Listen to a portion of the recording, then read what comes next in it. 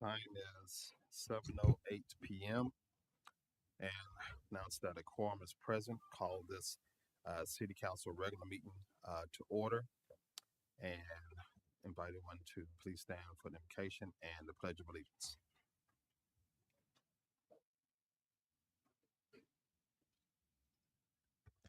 Councilwoman Wallace. Dear Heavenly Father, we come together as a community tonight and we give you all praise, honor, and glory. We thank you for giving us the air in our lungs and waking us up this morning. Father, we ask that you guide us in the proper decorum this evening and that everything is done in order and in decency and according to your will. In Jesus' name, amen. Pledge allegiance to the flag of the United States of America and to the republic for which it stands, one nation under God, indivisible, with liberty and justice for all. You may be seated.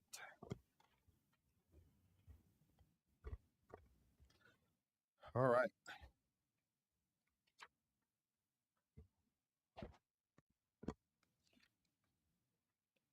Proclamations. Declaring the month of July 2023 as Parks and Recreation Month. Proclamation. Whereas parks and recreation programs are integral parts of communities throughout this country, including Maynard, Texas, whereas our parks and recreation are vitally important to establishing and maintaining the quality of life in our communities, ensuring the health of all citizens, and contributing to the economic, environmental well-being of our community and region. And whereas parks and recreation programs build healthy, active communities that aid in the prevention of chronic disease, provide therapeutic recreation services for those who are mentally and physically disabled, and are improve the mental and emotional health of all citizens. And whereas parks and recreation programs increase the community's economic prosperity through increased property values, expansion of local tax base, increased tourism, the attraction and retention of business, and crime reduction. And whereas parks and recreation areas are fundamental to the environment well-being of our community, whereas parks and natural recreation areas improve water quality, protect groundwater, prevent flooding, improve the quality of air we breathe, provide vegetative buffers to development, and produce habitat for wildlife. And whereas our parks and natural recreation areas ensure the ecological beauty of our community and provide a place for children and adults to connect with nature and recreate outdoors. Whereas the U.S. House of Representatives has designated July as Parks and Recreation Month, and whereas the City of Manor Council urges all residents to recognize the parks and recreation enrich the lives of its residents and visitors as well as a value add to the community's home and neighborhoods. Now, therefore, I, Dr. Christopher Harvey, Mayor of the City of Manor, and on behalf of the Manor City Council, do proclaim the month of July as Parks and Recreation Month. In the city of Manor, Texas, proclaim this 19th day of July 2023. Dr. Christopher Harvey, Mayor, City of Manor.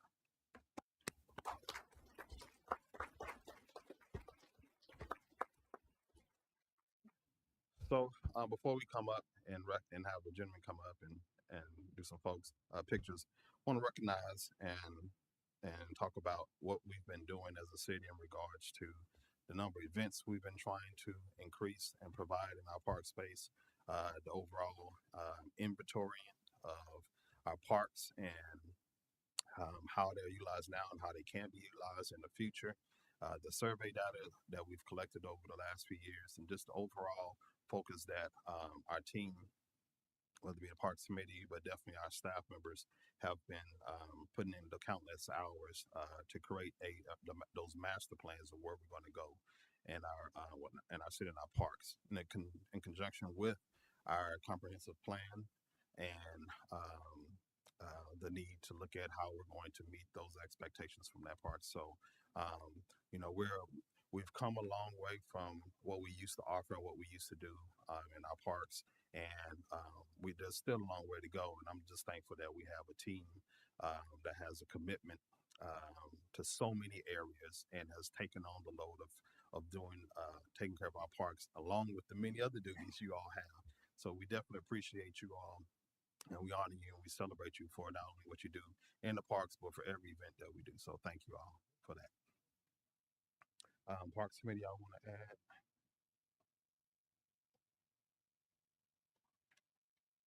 I think I tell y'all every time I see y'all, thank y'all very much for the time that you give away from your families to help support this community. You are a true blessing to this community and we appreciate you. I don't know if you guys get told that enough, but we definitely respect you and we appreciate you. Yeah, he did those. All right, so you all come on up and we can take some photos.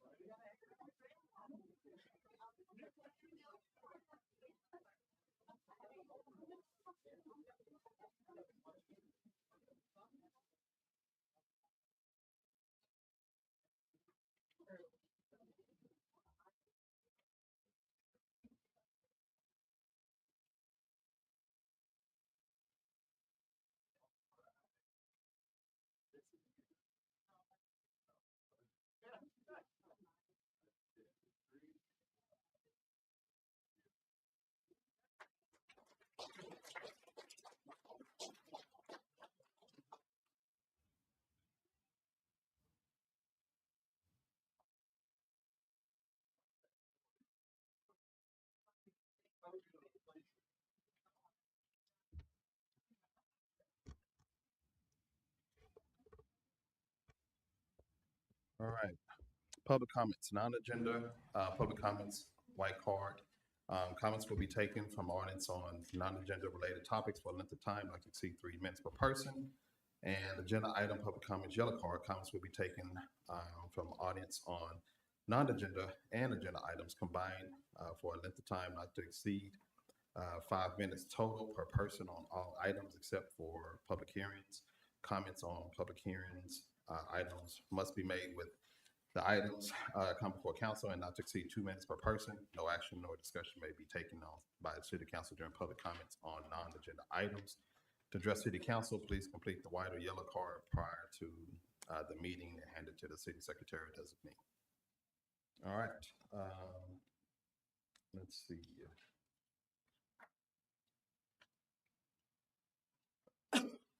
Mr. Robert.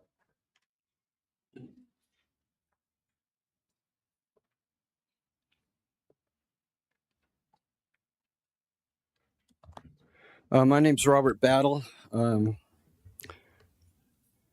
glad there's at least one person in this room who's going to tell the truth about what you guys have been doing for the last 5 years. I found that parks and recreation thing one of the most disingenuous, fake-o bunch of pompous baloney I have ever run across in my entire life. You guys have done nothing for the parks. We don't even have a parks and recreation department. I don't know who suggested this. You highlight this, but seriously, you spent $318,000 on a comprehensive plan you cannot even read. You can't even proofread it. You don't even know the names of our biggest park, the Woodlands Park. You call it Shadow Glen Open Space. That's a complete and utter lie. You don't even have half of our parks on the website. Art parking lot, I call it. Art Park here in the comprehensive plan, it says it features a vacant lot. What the hell kind of city has a park that features a vacant lot? I mean, unreal. You turn down a free disc golf course, a free 9-hole disc golf course, you turn it down. So I don't want you here to see you say you love our kids. You have pretty much systematically destroyed the only activity we had in our parks, and that was the bocce courts.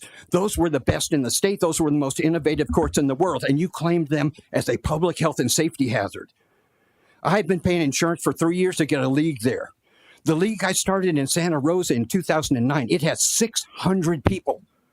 600 people playing 5 nights a week, having lifelong friendships. Why can't we do that here? Because you guys are so petty and jealous and spiteful.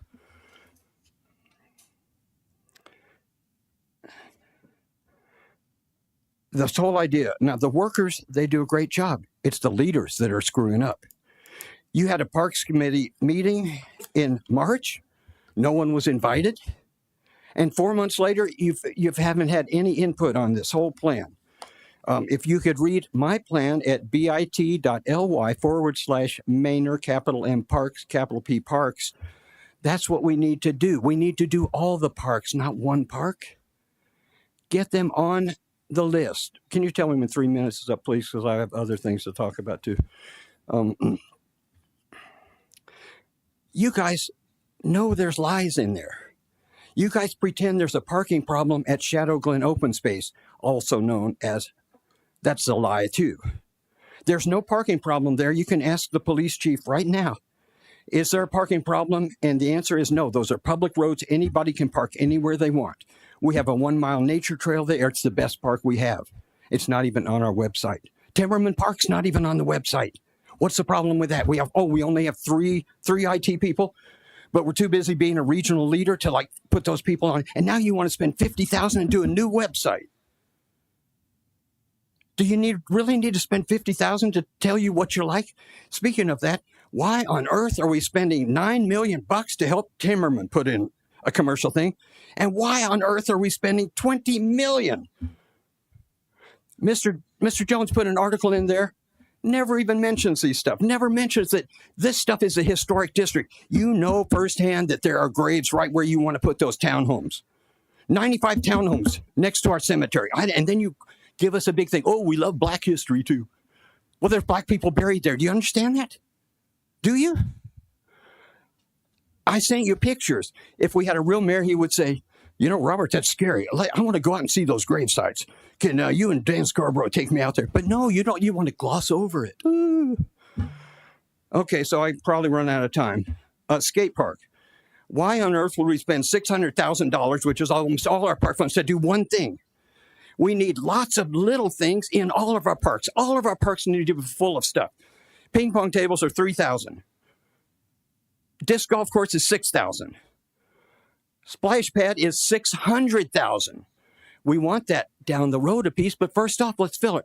You put one park bench in 150 years. 150 years, one park bench. And you want to do a proclamation about that? My God, I mean, come on, man, let's stop. I live in a world I call objective reality. I don't live in fluff land. Those newspaper articles were horrible. We don't have a newspaper. Dory West is the Rupert Murdoch of Maynor. That is a PR rag. I used to write for those people. I know the difference between a spin and an outright lie. Okay. So if you want to see the truth, go to Facebook group Maynor Community Coalition. You have 30 seconds. Pardon me? 30 seconds, thank you. I brought a list of some jokes here. I'd like to lighten up the mood. No, I'm just kidding. Why isn't the Parks Committee having a regular meeting that people can come to? Is that really that hard? And the answer is no. It's just more of this thing that you want to work with secrecy. The 2 meetings, the workshops, you didn't even videotape them. Didn't even videotape them. It wasn't even on this cute little app. Thank you.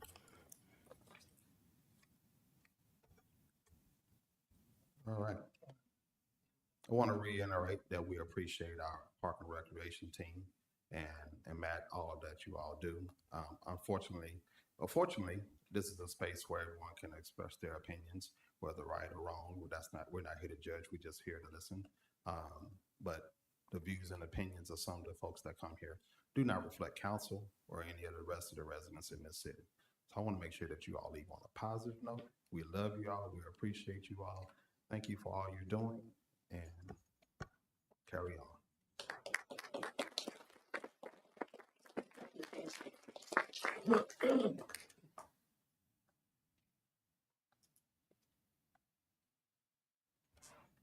All right, before we go into executive session, We have some changes on the agenda.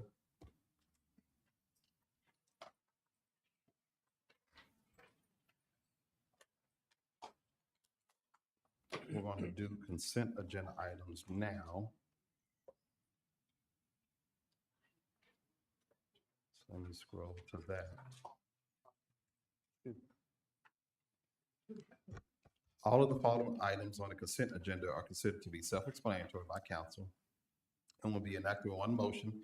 There'll be no separate discussion on items unless requested by mayor or council member, in which event the item will be removed from the consent agenda and considered separately. Number 6, consideration, discussion, and possible action to approve city council minutes. It's July 5th, 2023, city council regular meeting, and July 11th, 2023, city council workshop. Then number 7, consideration, discussion, and possible action on accepting the June 2023 departmental reports. Do we have a motion on the floor? Mayor, Council, I'd like to make a motion that we accept the consent agenda as written. We have a motion on the floor by Councilmember Moreno. Is there a second? I second. Second by Councilwoman Wallace. Any questions to the motion? Any questions to the motion? I have just a couple. One, we didn't get a chance last month or last meeting to thank and highlight the staff for 4th of July. Last time this year, we had one of our fearless leaders that was leading this initiative, and she's since retired, and the team came together and still ensured that we had a great celebration. Word spread, and we had a lot of folks that were talking about the celebration. Folks chose to come to ours instead of attend their other cities, and we heard a lot about that. So we want to thank city staff, Tracy, Chief, everyone else that played a crucial part into this and taking on those extra duties and responsibilities. We appreciate. We know someone did the work because Debbie wasn't here. So I know that Tracy was doing some stuff, doing a lot of work, and so we appreciate you all. Appreciate you, Chief, and everyone else. I don't know who else did it. So I'm just gonna say all of the staff because I know that you all band together in times to get things done. So I want to give kudos to you all and say appreciate you all for keeping it going, and didn't have a doubt. Never even thought that it wouldn't happen, to be honest with you. So kudos for y'all for keeping it going.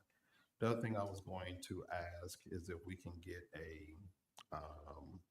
an inquiry in the ESD report on I think it was 200 and something, maybe 200 or 300 of the EMS calls. If we can find out if that went to traffic or not, or if that was across the board, or if they have a breakdown of like what went to homes versus what went to traffic calls.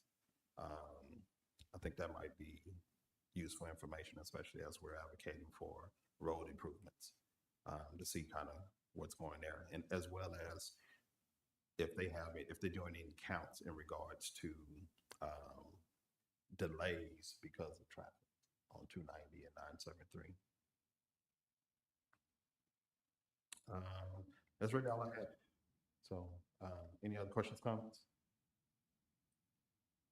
No? All right. All in favor? Opposed? Motion passes. All right, we're going to, I need a motion, council members, to postpone items 3, 5, 18, and 20 until August 16.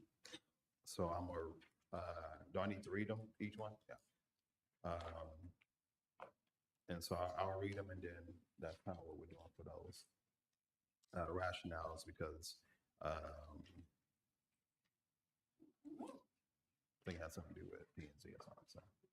All right, 3, conduct a public hearing on an ordinance rezoning one lot on 0.13 acres more or less and being located at 209 North Lexington Street, Maynard, Texas, from single family suburban SF1 to neighborhood business.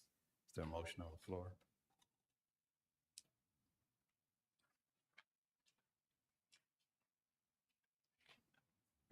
I would like to make a motion that we postpone the public hearing on ordinance rezoning one lot on 0.132 acres, more or less, and being located at 209 North Lexington Street, Maynard, Texas, from single family suburban to neighborhood business until August 16th.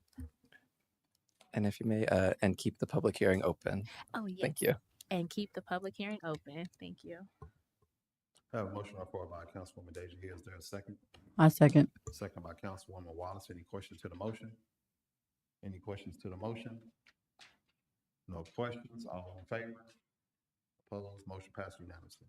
Number 5, conduct a public hearing on ordinance rezoning 2 lots on 0.297 acres more or less at 108 West Boyce and 104 West Boyce Street, Maynard, Texas, from single family SF1 to downtown business. Is there a motion on the floor? Mayor, Council, I'd like to make a motion that we postpone the public hearing on ordinance rezoning 2 lots on 0.297 acres more or less at 108 West Boyce and 104 West Boyce Street, Maynard, Texas, from single family SF1 to downtown business, and keep the public hearing open. We have a motion on the floor by Councilwoman Weir. Is there a second? I second. Second by Councilwoman Wallace. Any questions to the motion? Any questions to the motion? Being none, all in favor? Opposed? Motion passes. Move right on to number 18. First reading, consideration, discussion, possible action on ordinance rezoning 1 lot on 0.132 acres more or less, and being located at 209 North Lexington Street, Maynard, Texas, from single family suburban SF1 to neighborhood business. Is there a motion on the floor? I'd like to make a motion on the floor that we postpone until August 16th an ordinance rezoning 1 lot of 1.32 acres more or less and being located at 209 North Lexington Street, Maynard, Texas, from single family suburban to neighborhood business. We have a motion on the floor by Councilwoman Deja Hill. Is there a second? I second. Second by Councilwoman Esquire. Any questions to the motion? Any questions to the motion? Being none, all in favor? Opposed? Motion passes unanimously. Number 20, first reading, consideration, discussion, possible action on the ordinance rezoning 2 lots on 0.297 acres more or less at 108 West Boyce Street, Boyce, and 104 West Boyce Street, Maynard, Texas, from single family SF1 to downtown business DB. Is there a motion on the floor?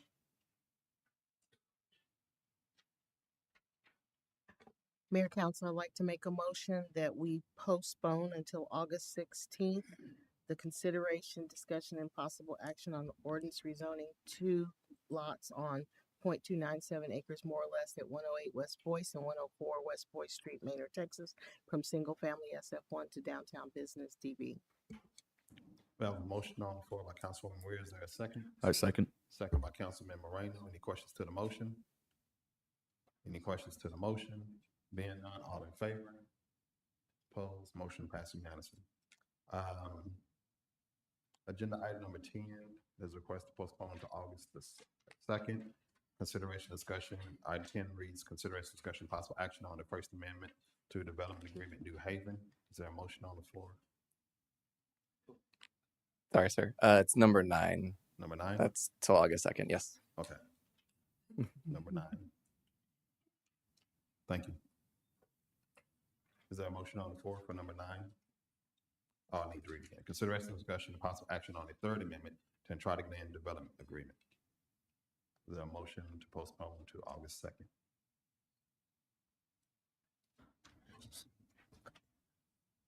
Scott, leave that one open. Wait. Mayor, Council, I'd like to make a motion that we postpone item number 9, consideration, discussion, and possible action on the Third Amendment to the Entrada Glen Development Agreement to August 2nd, 2023. We have a motion on the floor by Councilwoman Wallace. Is there a second? Second. Second by Councilwoman Weir. Any questions to the motion? Any questions to the motion? Being none, all in favor? Opposed? Motion passes. Last adjustment is item number 16. We're going to pull that one and come back to it at a later date. Okay.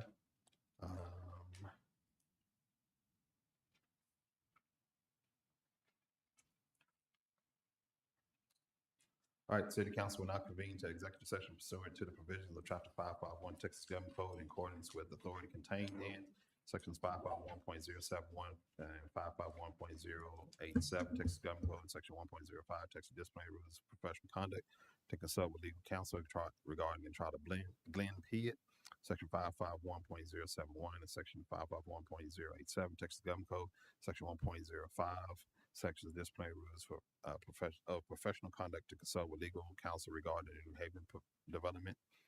Section 551.071 Texas Government Code and Section 1.05 Texas disciplinary rules of professional conduct, to consult with legal counsel regarding stormwater drainage fee. Excuse me. Section 551.071, Section 551.087 Texas Government Code, to deliberate on acquisition of real property. Section 551.074 personnel matters, to review and discuss a study regarding employee compensation. Section 551.074 personnel matters, to discuss duties of city manager. Just so you all know, we'll do those last two first and then go in order from the top to bottom. Okay. All right.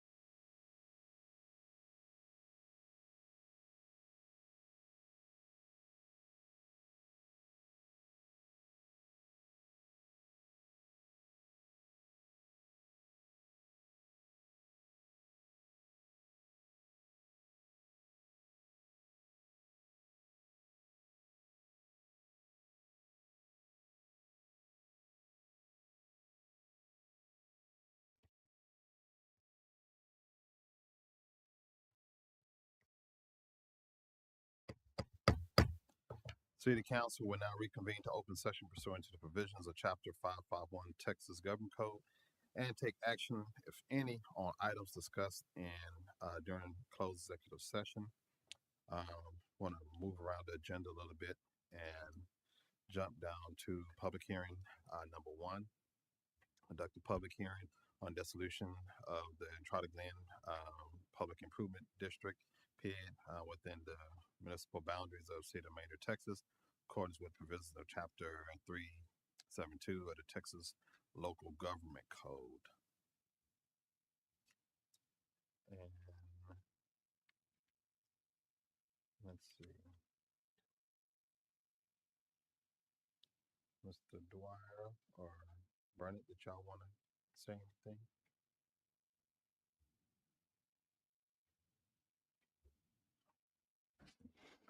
Mr. Mayor, council members, howdy. My name is Danny Burnett. I'm the development coordinator for Dwyer Realty Companies. I really don't have anything to say. We don't want to take up any more of your precious time. Appreciate any consideration that you have, and we'll be here to answer any questions that you may have. Well, thank you for being here, sir. We have a motion to close the public hearing. I would like to make a motion that we close the public hearing. We have a motion on the floor by Councilwoman Deja Hill. Is there a second? A second. Second by Mayor Pro Tem Emily Hill. Any questions to the motion? Any questions to the motion? Being none, all in favor? Opposed? Motion passed unanimously. Want to jump down to item number 8. Consideration, discussion, possible action on the resolution of City Council, City of Maynard authorizing and dissolving the Entrada Glen Improvement PID within the City of Maynard, Texas, in accordance with the provisions of Chapter 372 of Texas Local Government Code, resolving other matters, incidents, and related to, and providing an effective date. Do we have any motions on the floor for that? Mayor, Council, I'd like to make a motion that we postpone on the dissolution agreement and direct staff to bring back information and action item as discussed in executive session. We have a motion on the floor by Councilmember Moreno. Is there a second? A second. Second by Mayor Pro Tem Emily Hill. Any questions to the motion? Any questions to the motion? Being none, all in favor? Opposed? Motion passes. Jumping back up on the agenda to reports, proposed bond proposition update.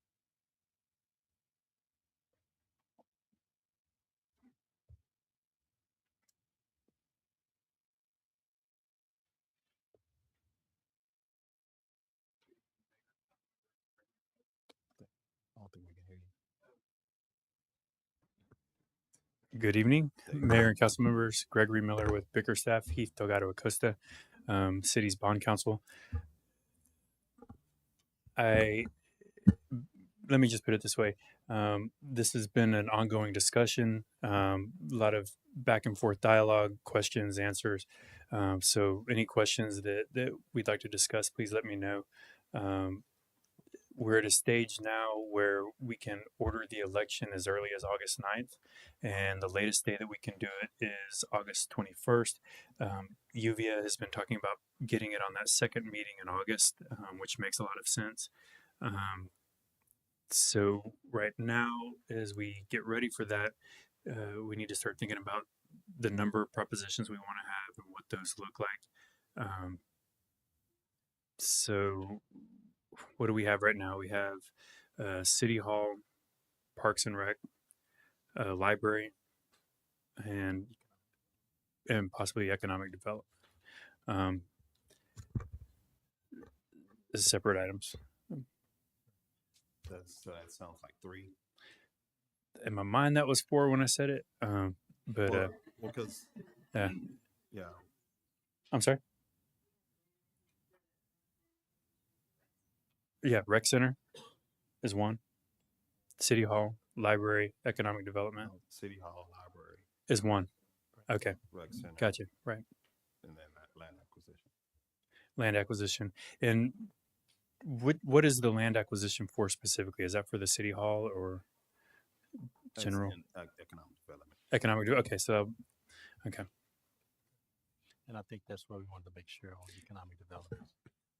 If you look at other communities, like the city of Dallas and others, they've utilized that proposition to have like affordable housing.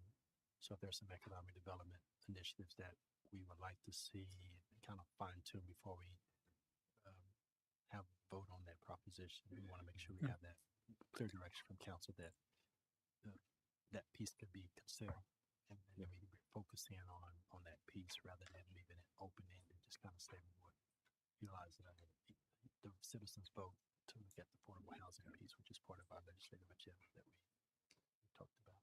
In And addition, we also talked about at our last, I think it was at the workshop, we talked about key priority areas for comprehensive planning.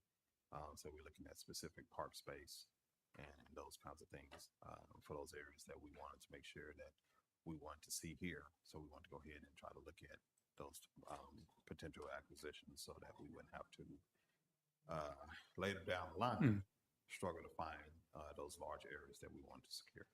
okay, yeah, and then on that note, typically what we can do with a proposition is we could say, park projects including construction, design, and land acquisition. So we'll just fold that into the proposition language.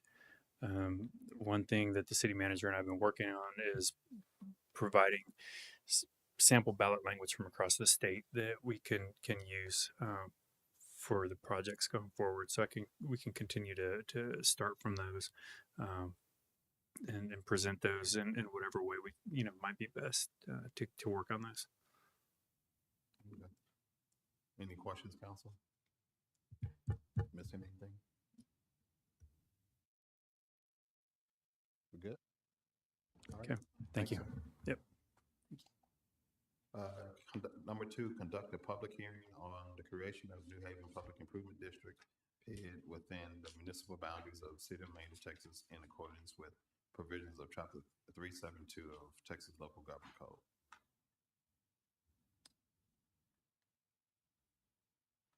Go ahead, sir.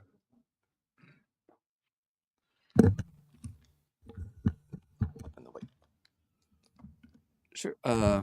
So you've heard, from the PID committee and our PID administrator that this PID is pretty vanilla. There's nothing too much with it, nothing too special. The maximum, bond, it's $10 million. It funds their streets, some landscaping, drainage, water, wastewater. The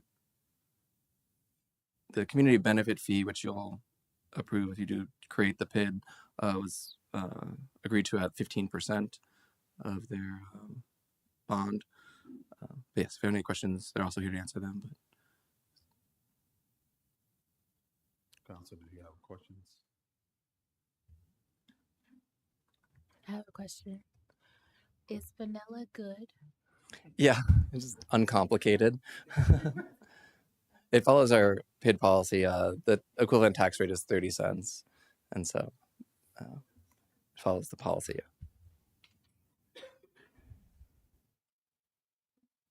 Other questions?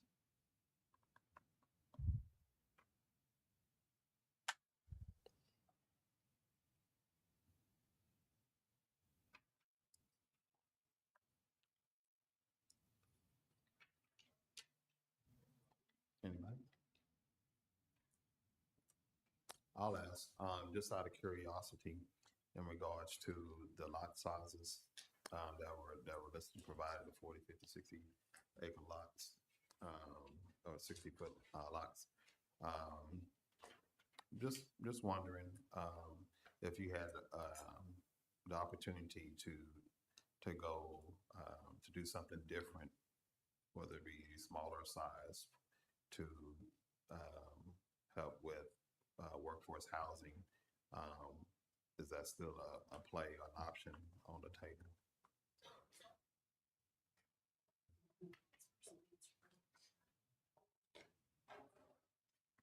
We're just this Tally Williams, Metcalf Woolster and Williams.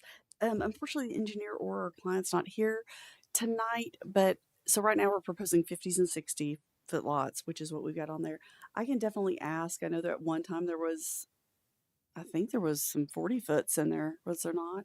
Yeah. Yeah, and those have been taken out through the plan. I don't think they have a builder set for this project yet. So all I can do at this point, I guess, is go back and ask the client if that's just, a possibility.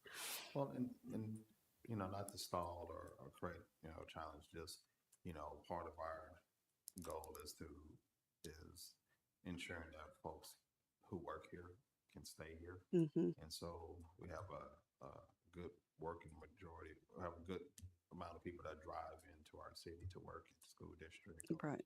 or the city, and would love to be able to have them stay here. And so understanding the salaries where they're at, and the cost of some of these homes, high threes, if there's any high threes left, but 400s and up,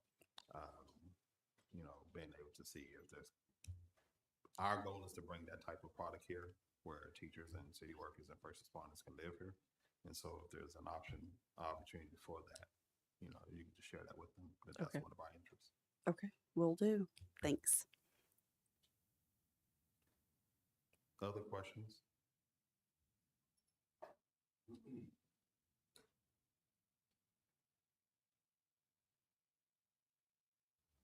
I'll take questions or a motion.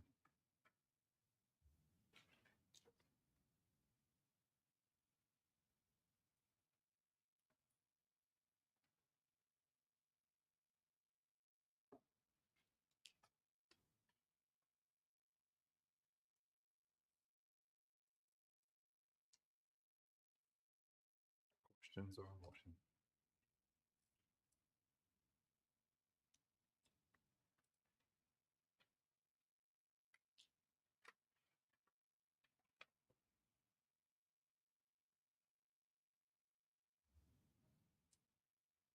I'd like to make a motion that we close the public hearing. A motion on the floor by Councilwoman Deja. Is there a second? I second. Second by Councilwoman Wallace. Any questions to the motion? Any questions to the motion? Being none, all in favor? Opposed? Motion passes unanimously. Moving right on. Number 4, conduct a public hearing on preliminary plan unit development, PUD, site plan for the Oakwood Tract Development, 331 lots on 113.4 acres, more or less, being located at 14418 North FM 973, Maynard, Texas.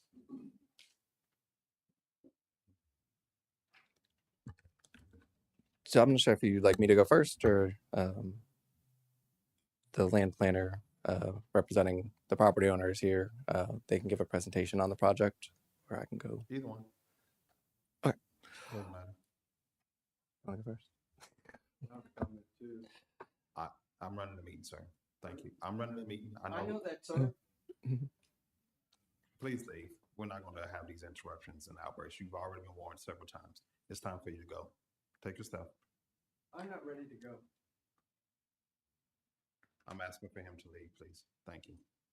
I'm signed up for a public hearing here, You're not going to disrupt our meetings. You've already been warned about your outbursts and yelling out. but usually I get to talk first. You don't run the meeting, sir. This is not your meeting, it's city council's meeting. So please leave. I'm leaving.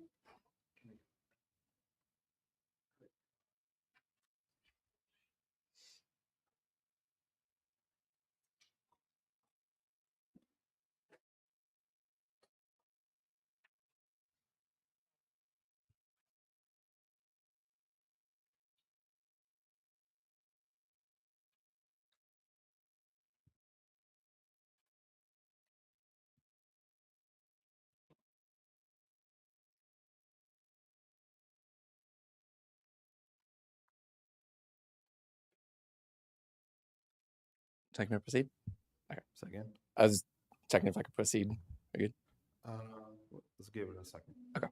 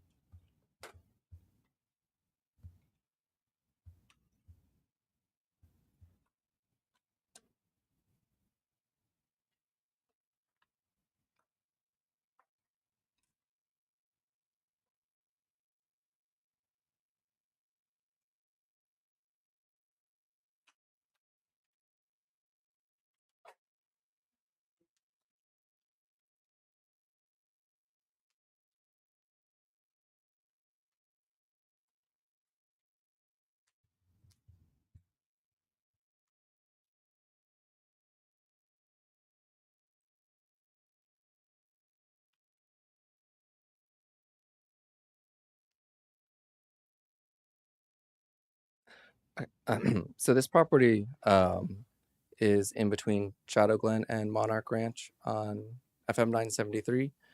It used to be called the Wallace Track. That is still the property owner, Dalton Wallace. But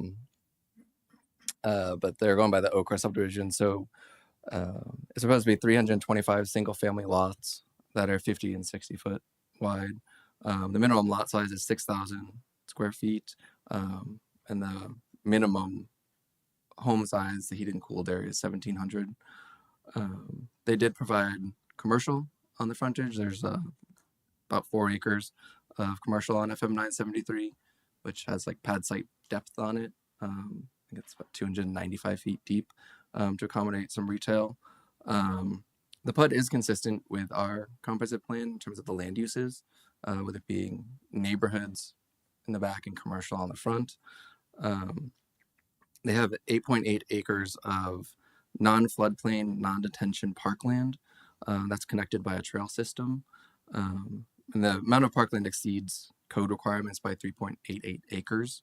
And within the parkland, there's proposed to be a 2 to 5 year old playground, a 5 to 12 year old playground, a minimum 20 space parking lot, a 10,000 square foot dog park, a 20 by 30 pavilion, and a basketball court. And then those will all be maintained by the HOA. Within the floodplain open space that the owner is retaining, there'll be a public access easement granted to the city because they'll be providing a portion of our regional trail network that comes out of Shadow Glen, goes through Monarch Ranch up to New Haven. And then that connects into the neighborhood. And then there's trails within the neighborhood that connect into Monarch's internal trails as well. And there's their collector road that goes through. If you recall the conversations from like Mustang Valley and New Haven, there's an Anderson Road that actually goes across Greg Lane into Monarch Ranch. It goes through Monarch Ranch into Okra, into Shadow Glen. So once it's complete, it can serve as an alternative to 973. It's obviously not as direct and straight as 973, but it does provide a north-south connection all the way from Schmidt Lane to 290. So should something happen on 973, there's another option. And for Okra, where one of their trail connections crosses that collector road, they're going to install flashing pedestrian beacons. So traffic will be alerted that this may be a high crossing point for pedestrians to use caution or stop. There is one additional trail connection that we're recommending. Shadow Glen stubbed out a trail at their very north east corner, which kind of goes right into this property. And so that's for sidewalk continuity and connections. It was just requested that that be connected into the Okra development, which we've already discussed it with them. You should see that if it comes back to you as a final PUD, but it was a suggestion. And as I mentioned, the PUD contains the two collector roads, unloaded collector roads. The one is from our thoroughfare plan, the north-south, through Okra at Silent Falls Way. On the north side of Greg, it's Anderson, or could be Anderson. And then they have a collector going from that out to 973. And then they're being consistent with what Monarch and New Haven and Mustang Valley are providing, which is a 10-foot landscape buffer along that unloaded collector with subdivision walls, which are sort of masonry or fencecrete with masonry columns. So there's a sort of upgraded fencing along that unloaded collector. That'll be for the majority of it, because Shadow Glen also sort of has that same standard. In lieu of a traffic impact analysis, they're just building improvements on 973, and TxDOT has agreed to that. Because TxDOT, Travis County, and the city, we got together to discuss this project and their traffic mitigations. And they are not connecting into any city roads at this point because Monarch Ranch isn't constructed. So really their connections are into Travis County roads and Shadow Glen, and 973 is a TxDOT road. But with Shadow Glen, those roads are already built to what they're meant to be. So there really wouldn't be any additional like turning lanes or traffic improvements within Shadow Glen. So that put all of the, if any improvements were necessary, onto 973. And so the developer, they got with TxDOT and are providing certain turn lanes and center turn lanes on 973. And TxDOT agreed that was sufficient to satisfy their requirements. So they didn't. So TxDOT waived the TIA. Travis County waived the TIA because it's not on city roads. We agreed to that as well. So there will be improvements on 973. I probably stole all of her presentation, so she'll have the pictures. She can flash through them. But if you have any questions for me, or if you want to, I do. I just wanted the turn lane. Is that include a deceleration area or just a turn lane? I believe when you're heading south on 973, there's a turn lane into the development, and then when you're heading north, there'll be a center turn lane. So the through traffic shouldn't be impeded by turning traffic. There won't be a stoplight at this.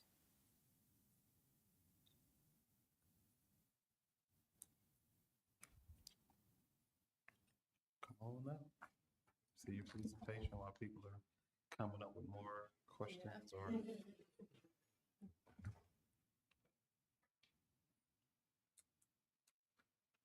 Well, I think Scott stole everything, but well, it is what it is. My name is Rachel Shanks. I'm the developer of this track and just put together a presentation. I got to give you more information. Okra has been in the city limits for quite a while. It was brought in as C2. That's what the entire track is right now.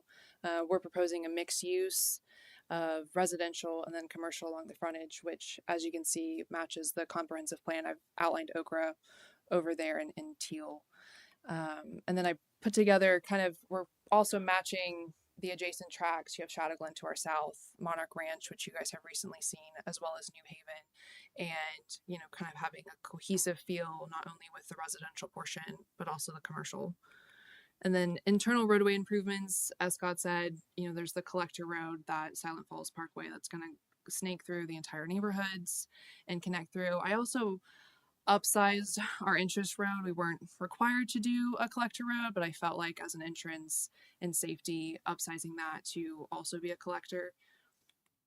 Our external road grades and improvements, I fought pretty hard to do mitigation instead of just giving small percentages to roadway improvements. And so after discussing with TxDOT in detail, right now the center turn lane ends at Tenahara, where Monarch's entrance is going to be. So we're basically extending that turn lane all the way down, and I call it North Suncrest Loop, but we're going to be extending it past and then tapering it back down past North Suncrest Loop. We're also adding in a right-hand turn lane, which will have a deceleration into the project so that we're not impeding traffic as people are coming in, but also making roadway improvements to help others in this area as well. Our commercial is the 4 acres to the south, to the north. We don't own all of the frontage, which I just wanted to point out because that's why the commercial doesn't extend past the southern portion of the collector road. There's a triangle piece that's owned by somebody else. So that's why there's only commercial connected to Monarch. And we matched Monarch's commercial just to make it a really nice, cohesive retail development down the road. And I have listed our banned uses. Residential, we're going in as SF2. We have a mixture of 60s and 50-foot lots. Lot depths are 120, which is standard code. Right now, we're sitting at about a 309 units within this development. We had 325 in the PUD just to have wiggle room as things change and evolve within the development. Our internal parkland, I know Monarch's is public, and so ours is public as well. And the biggest thing, instead of having these tiny little pocket parks, really making a park system. Ours is 8.8 acres. I think Monarch's, theirs includes detention, but together you have 20 acres that people can access through a trail system that's connecting. I'm planning on connecting ours to Monarch. It'll go through lot 6. The crosswalk is when it crosses that 64-foot collector road, going into lot 5, where our playgrounds will be, the dog park, basketball court, pavilion, parking spots, and then we're bringing the trail all the way around and connecting it to the regional trail system, just And so Okra will be picking that up and connecting it all the way through. And then a little closer as the middle parkland of Monarch and Okra will be connected into trails. And then I made the southern portion of Okra parkland as well. So you have everything connecting. Everybody can, either they can come in, residents in Manor, but not at Okra or Monarch, come in, park, hop on the trails, utilize all the public spaces. And it's a really large park now instead of it being, broken up into little pieces. So that was kind of my vision when I was designing this land plan and kind of thinking through what I wanted to see for this track was parkland that was really usable and they have all the amenities. And so that's my thought process on that. Any questions?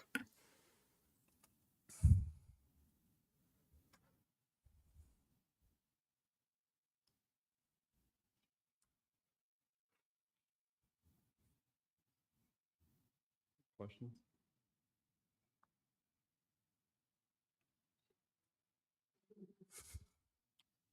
Well, some of the questions that came up in the past was, I guess, where would people access the trails and stuff in the parks? So is there like at some point in time you'll map out what the parking will look like? Yes. I was waiting to kind of get through some of the entitlements, but I've been working with some landscape architects so we can design the parkland and making sure that it's functional use. I envision most of the parking spots being in the middle park as people come in and park and then they can access the trail. We do have a small, I was trying to go back on this, but it doesn't want to. We do have a small parkland that kind of connects the regional trail.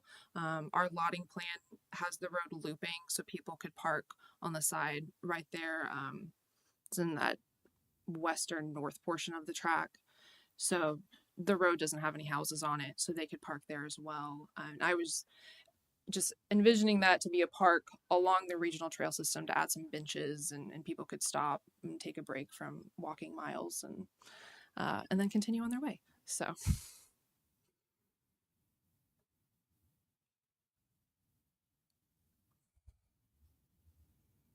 Other questions?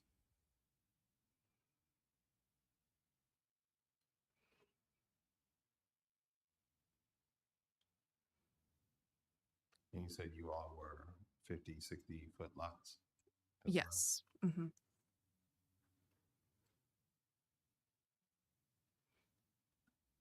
Did y'all have, were you able to have a conversation with the landowner for that little triangle piece? Or I tried for about 6 months because it made a lot more sense for our entrance to be connecting to Suncrest in discussions with TxDOT and Line of Sight. And, we offered them a very fair price and I'm not going to harass someone. And so I went out there and talked to him quite a few times, but they just were not interested. And so we dropped that. So.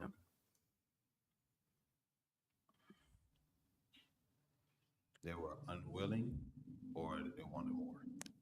I think the issue, there's 2 houses and there's many families, generations that live, and their concern was just kind of moving everybody. And I think at the time the market was at an all-time high and it was very overwhelming for them to think about it. And so I tried to give them enough time and we talked really before I submitted this, I was like, hey, just checking in one more time. And he was like, yeah, we just can't right now.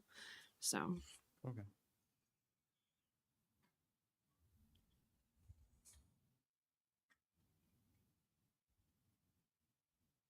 Parks people, y'all got any questions?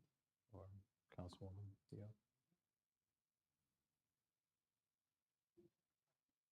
Okay. Do you want to say something down there? Yes. I had a question about the 4 acres of commercial. Mhm.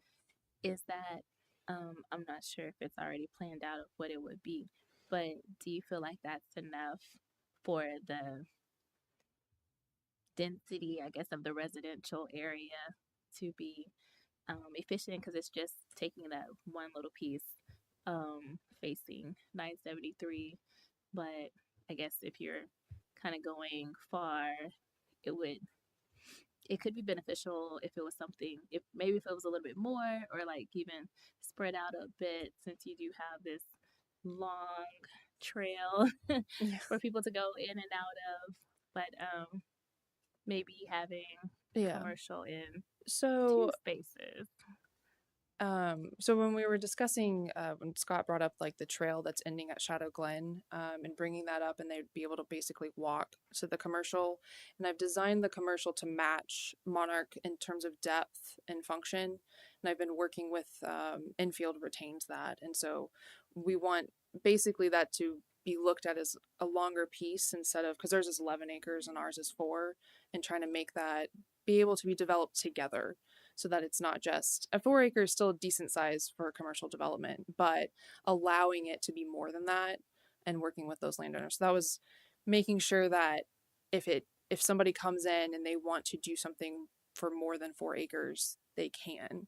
And so we're sharing our entrance for the commercial tracks together on that one. Because I believe Monarchs is, I want to say that's 3 acres. So together would be 7, and then the collector road. So but in terms of adding commercial further within the development, it's difficult when I get feedback from commercial developers or end users of marketing windows and access, and then also you start having residents complain that they're too close to commercial, or the houses are surrounding it. So that's always the concern when kind of having it more off the beaten path is marketing window and being able to have interest in that down the road.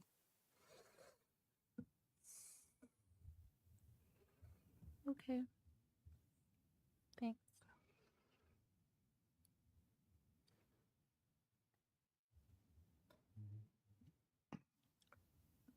What about in the case of some of those developments, like the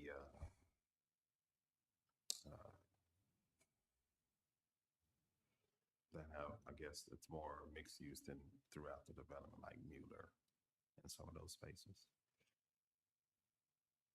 So they're able to to have that mixture and that kind of that blend of different housing products and stuff like that. Have y'all thought about that, or are you just kind of zoned into the 50 and 60 lots? I mean, the original was kind of matching what's around. I mean, I always kind of look at, what else could we do here? Vertical mixed use like Mueller can be tough to make the costs make sense. Buildings like that just cost significantly more, especially putting them on clay. And so you're looking at higher end users, higher end retail users, and feedback that I've received is just Maynard's not quite there in terms of being able to support that. Because I mean, Mueller restaurants are $30 or $50 an entree, and that's kind of the type of end user that is needed to support vertical mixed use like that. So I've looked at it because it's definitely been a topic brought up by other cities of kind of wanting something a little bit different. But I felt like on this track, it didn't work when you're looking at the neighborhoods around it, and it's kind of this sandwich in the middle of, and then just terms of end users, higher end users wanting this track for that. So. Okay. I mean, kind of in theory though, when you have Shadow Glen right there and their high 3s to 5s, and Monarch is trying to come on part. Really, that whole side from Shadow Glen all the way to New Haven is going to be high end,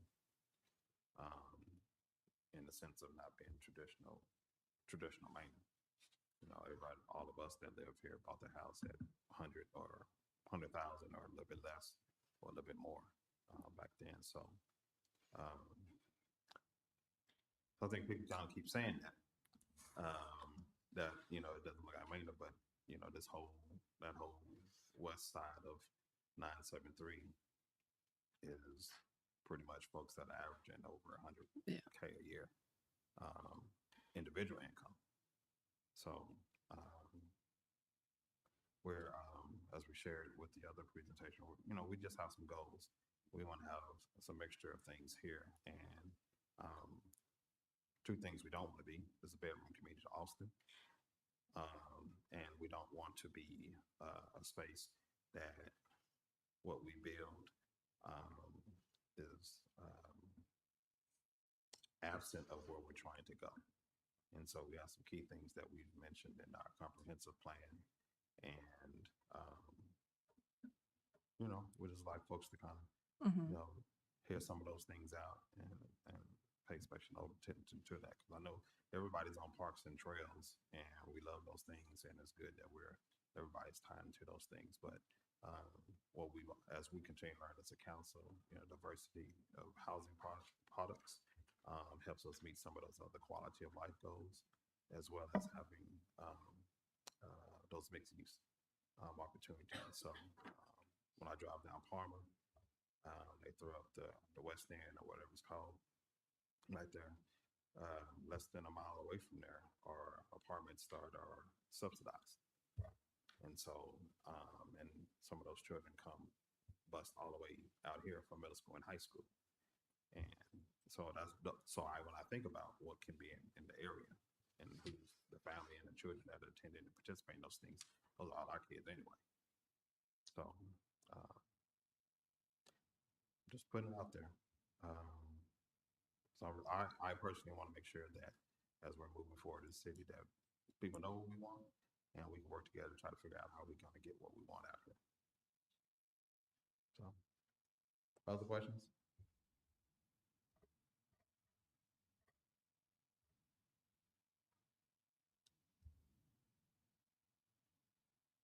I'll take questions or a motion.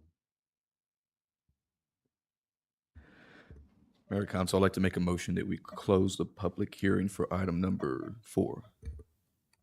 I have a motion on the floor to close the public hearing. Is there a second? I second. Second by Councilwoman Wallace. Any questions to the motion? Any questions to the motion? Being none, all in favor? Opposed? Motion passes. Moving right along to agenda item, let's see, number 10. Is that correct? 8. Sorry, I didn't know 8. We already did 8, we postponed 9, so we should be at 10, right? No worries. Consideration, discussion, possible action on First Amendment to the Development Agreement, New Haven. Mr. Dunlop. Hi. So now that you've had the public hearing on the paid creation, this amendment adds into the development agreement that 15% community benefit fee. So originally the development agreement, it contemplated the community benefit fee, but with this amendment, it would set it at that 15%.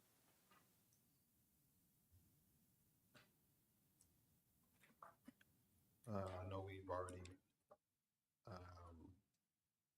heard from our PID committee folks on this, so I'll take either additional questions or a motion.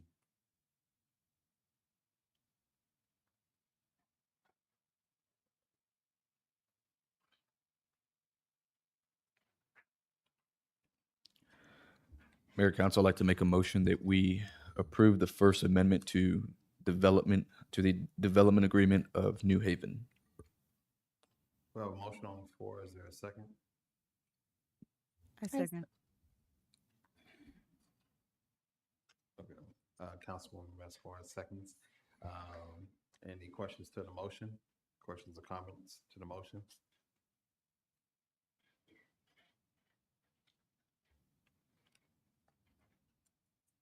Being none, all in favor? Opposed? Motion passes. Moving right along to agenda item number 11. Consideration, discussion, possible action on the resolution of the City Council of the City of Manor, Texas, authorizing the creation, authorizing and creating a New Haven Public Improvement District PID within the City of Manor, Texas, in ordinance accordance with Chapter 372 Texas Government Code, resolving other matters incident and related thereto, and providing an effective date. Yes, sir. Yep. So this policy, or this PID, is consistent with our PID policy in having a 30-cent equivalent tax rate, and yeah, it funds sort of their just general streets, water, wastewater, landscaping, typical PID improvements. Okay. Is there a motion on the floor? Mayor Council, I'd like to make a motion that we approve resolution number 2023-28, authorizing and creating a New Haven Public Improvement District, PID, within the city of Maynard, Texas, in accordance with Chapter 372 Texas Local Government Code, resolving other matters incident and related thereto, and providing an effective date. Well, motion on the floor by Councilman Moreno. Is there a second? I second. Second by Councilwoman Wallace. Any questions to the motion? Any questions to the motion? Being none, all in favor? Opposed? Motion passes unanimously. 13, consideration discussion on possible action letter intent of underwriting services for special assessment bonds and G17 New Haven Public Improvement District. Sorry, did you do 12? Did I skip 12? Oh, sorry. Consideration discussion, possible action on agreement regarding the dissolution of New Haven Public Improvement District. So now that the PID has been created, this just is the dissolution agreement. So if they don't levy bonds by July 6th of 2026, you'd be authorized to dissolve the PID. Okay. Is there a motion on the floor? Mayor Council, I'd like to make a motion that we approve the agreement regarding the dissolution of the New Haven Public Improvement District. A motion on the floor by Councilmember Moreno. Is there a second? I second. Second by Councilwoman Westbrook. Any questions to the motion? Any questions to the motion? Being none, all in favor? Opposed? Motion passes. 13, consideration, discussion, possible action on a letter of intent for underwriting services for special assessment bonds and G17 New Haven Public Improvement District. So this would be approving the bond counsel. Underwriter, sorry. Too many consultants. Yeah, bond counsel's here. Sorry. It's already been approved. Motion on the floor. Mayor Council, I'd like to make a motion that we approve and select FSM Bonds to provide underwriting services for the New Haven PID and approve the letter of intent for underwriting services for special assessment bonds and G17 and authorize the city manager to execute the letter of intent. We have a motion on the floor by Councilmember Moreno. Is there a second? I second. Second by Councilwoman Wallace. Any questions to the motion? Any questions to the motion? Being none, all in favor? Opposed? Motion passes unanimously. Number 14, consideration, discussion, and possible action on amendment for additional services for the Maynard Commercial Park wastewater collection system and Carriage Hills Lift Station, number 5, improvement statement of work number 7. All right. Good evening, Mayor and Council.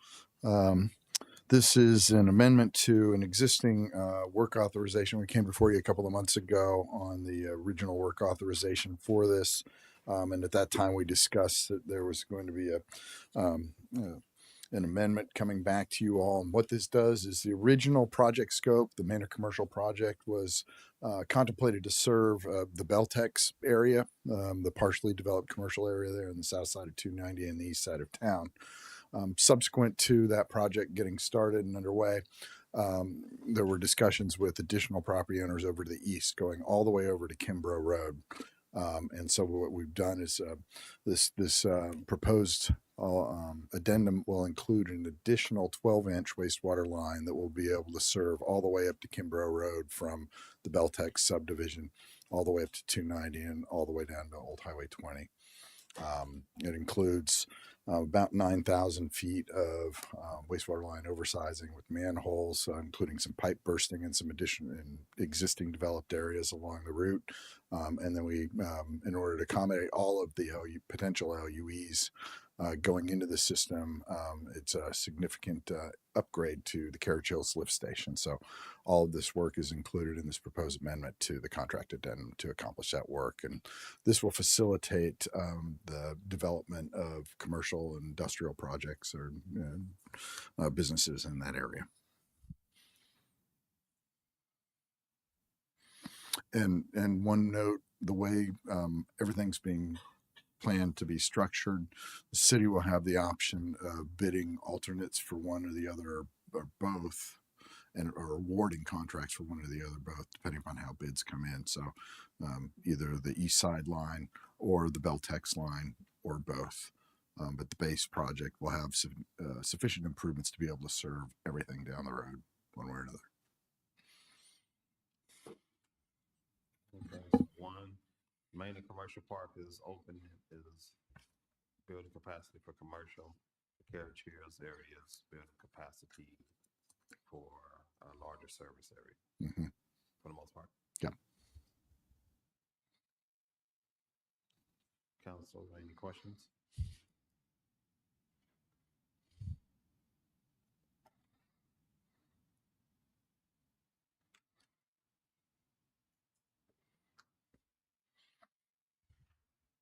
Was this already in our plan? This was in, well, the Beltex line was in the plan. What we've added is the area to the east to extend further commercial development further to the east. This project is being funded primarily with Cliff Riff funds, so COVID recovery funds. Take questions or a motion?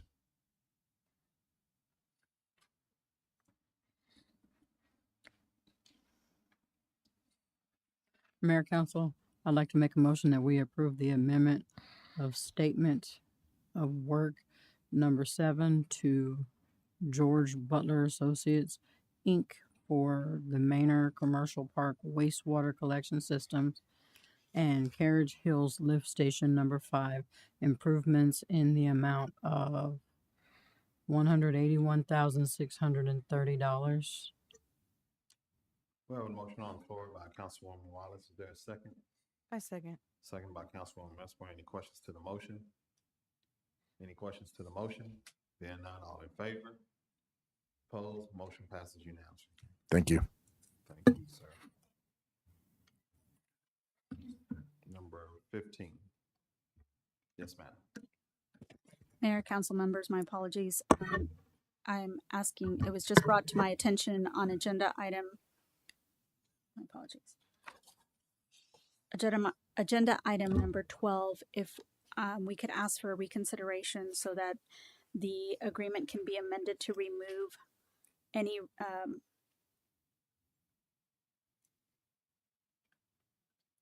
anything dealing with the $1 million aggregate value. If you recall, City Council had directed us to remove that item, and it didn't make it into the backup, and I apologize for that. So if we can ask for reconsideration of that and have it amended with that removal. Does it need to be the person that proposed it or just the motion? The person that proposed, if they can just amend their motion. Councilman Moreno. Mayor, Council, I'd like to amend my motion for item number 12 to remove Any the mention million- of 1 million any mention of the 1 million aggregate value. aggregate value. We have a motion on the floor by Councilman Moreno. It was seconded by, I think, Councilman Wallace. Oh, Master. I second. And any questions to the motion? Question to the motion being none, all in favor? Opposed? Motion passed unanimously. Thank you, ma'am. Thank you. Now, item number 15. Consideration, discussion, and action on letter of interest for the Bristol Myers Squibb Foundation grant. Health Committee has been working on putting together partnerships to increase health-related services, programs, education awareness in our area. So I'll kind of pause there and let you all do your thing. Mayor, Council, Councilman Moreno and I got an opportunity to meet with a representative with the BMHC, which is the Black Men's Health Clinic, to talk about how we could forge a partnership with other entities to get services to Manor. We all know Manor doesn't have like a health clinic or any of that right now. And in the past, we've faced barriers every time we try to get going on something and get some efforts in. It kind of never makes it all the way to being the priority that we wanted to have. So, with this partnership, if we're able to get it, the Black Men's already has something going on with great foundations. Bristol Myers Squibb Foundation, they do grants, and they have a good relationship with the American Heart Association as well. But the Bristol Myers one, is, we, in our discussion, we talked about how they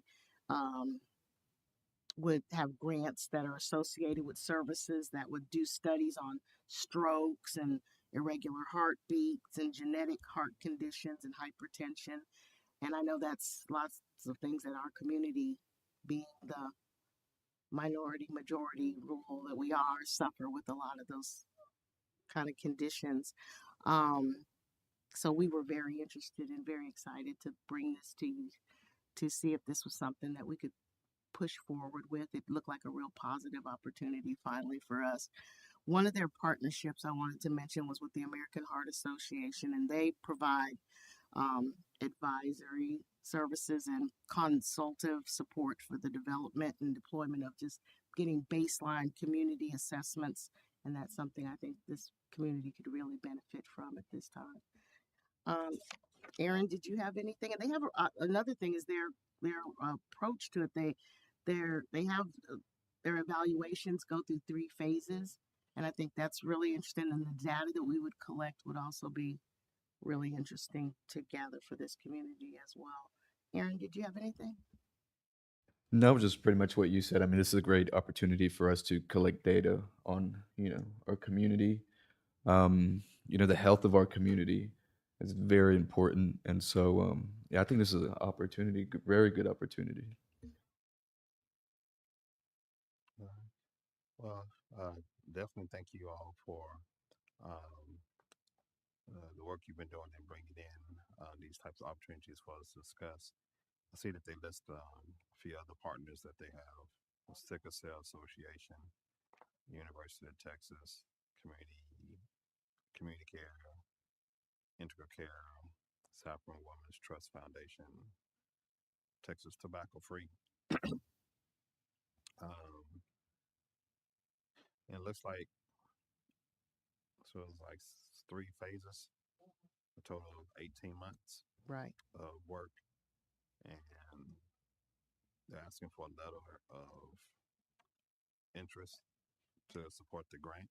Is that what they're asking for? Yes. And then what they're asking for in the grant is listed on page 264. So I guess they're saying the project manager. It would create a project manager, first of all, to work with and it would be the thought right now is to do a split pay with BMHC in the city of Manor, and that would be like in the first month or 2 of that. They'd create the materials for marketing. This would help do the promotions, the surveying, and then try to identify the data analysis and reporting mechanisms and performance indicators that we would use at that time. And then it would just go on in the different months. The 3rd and 4th month would be finalizing interviews and approval for use. And then the 5th and 6th month would be data collection. And that would kind of include door-to-door surveys and electronic surveys that we'd use through social media for that. And then data analysis with trends and outliners, that would be in phase 2, and finalizing approval. It's all very, I think it'd be very good information we'd gather, and we'd get a good response from the community, I believe.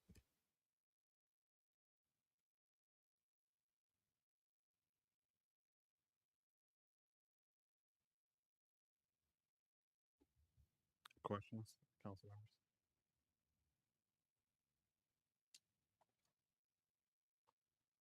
So is this an agreement to pursue funding, or it's requiring funding to pursue funding?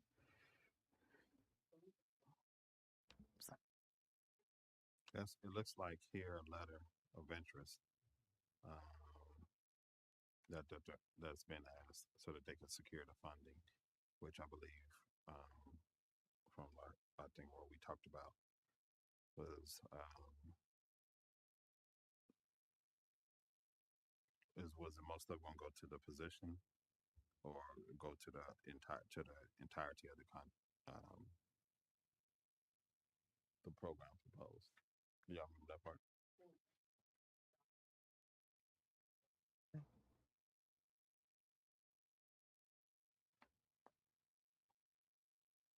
It says right here. It's for the planning grant. So associated with implementing services or studies around stroke, irregular heartbeat, genetics. So it goes to the work that would be taking place, which could include personnel, I guess. I'm sure it does include the personnel. Yeah. Other questions?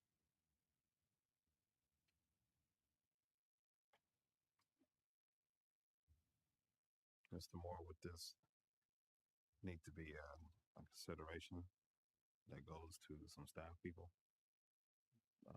to flesh out and talk about that part about a halftime person and those kinds of things, or how does that work, or what are your thoughts in regards to that?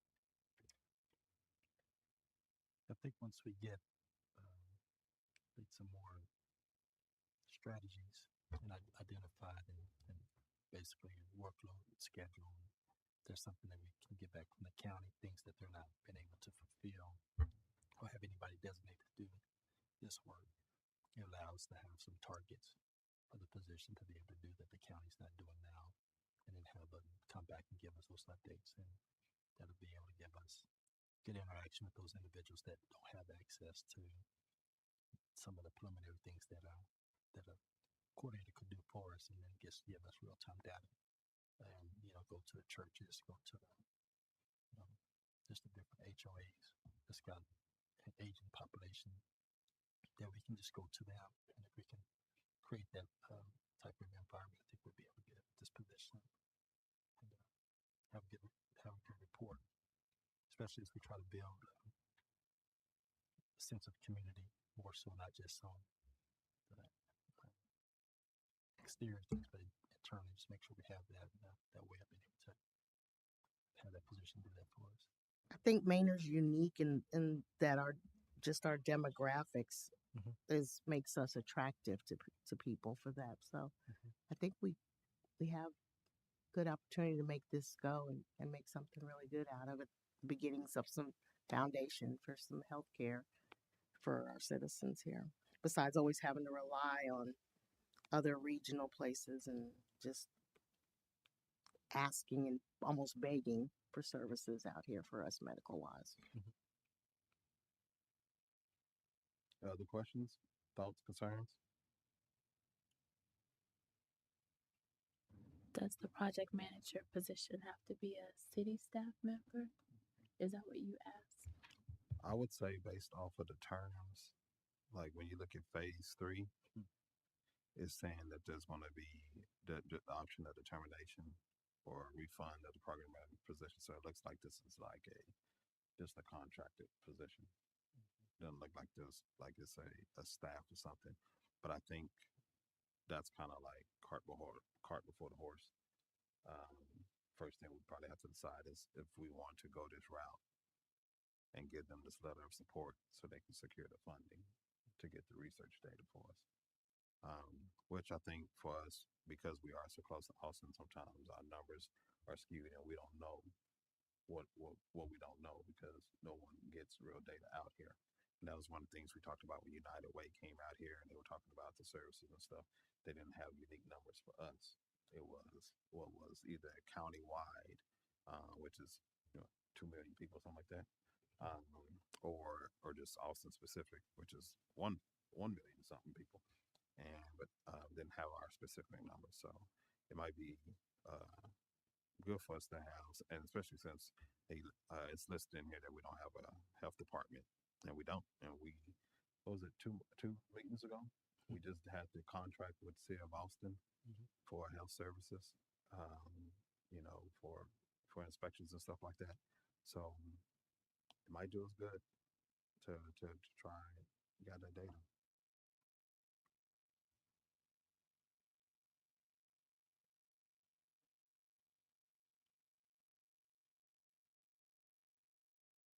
Is that the only ask for the city is the letter and maybe down the line the consideration of a position? At this time, yes. I'll take questions or a motion. Mayor, I'd like to make a motion that we direct city staff to work with the health committee and local sponsoring organizations in establishing a partnership to pursue funding opportunities for health initiatives. Well, motion on the floor by Councilwoman Vesper. Is there a second? I second. Second by Councilwoman, Mayor Pro Tem Hill. Any questions to the motion? Any questions to the motion? Being none, all in favor? Opposed? Motion passes down unanimously. Moving on to number 17, consideration, discussion, and possible action on the storm drainage fee.